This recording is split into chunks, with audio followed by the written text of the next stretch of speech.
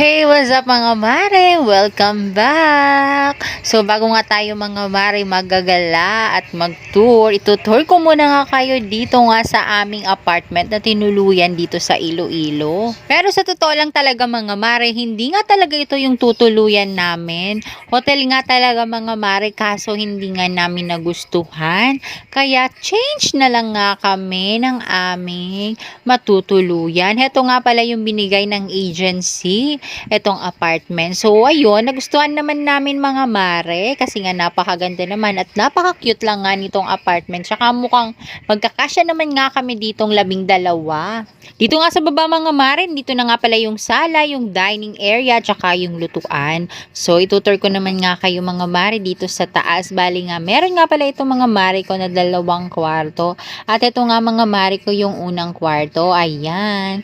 Meron nga pala to closet, and then meron din nga pala itong 2 bed. Kaso, yung ginawa nga namin dito mga mare ay pinagtabi na lang nga namin yung 2 bed dito para nga magkasya.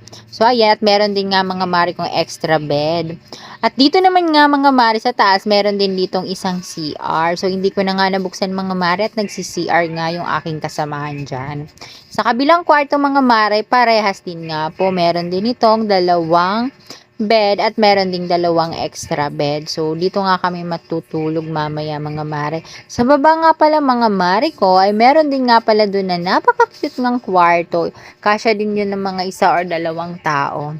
Bawat kwarto nga mga mare ay merong salamin. So, napaka-cute lang din nga nitong apartment mga mare at murang-mura lang din nga yung bayad namin dito. Nang dumating na nga mga mare yung second batch ng mga kasama namin. Heto, at pumunta muna nga kami at dumiretso dito sa Bugoys dahil hindi pa nga kami mga mare ko kumakain ng dinner.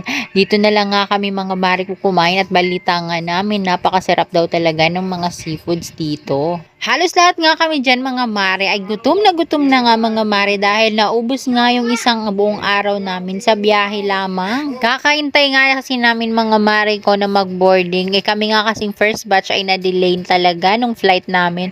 Buti na lang po itong pangalawang batch ay hindi na nga rin na-delay pero masyado na rin nga pong hapon nang umalis sila ng Manila. Kaya heto, gabi na sila dumating dito sa Iloilo. Kaya naman todo gutom na nga kaming lahat dito mga mare at kami naman hindi agad kami nakapagkain dahil nga meron pa kaming inasikaso yung matutuluyan nga namin.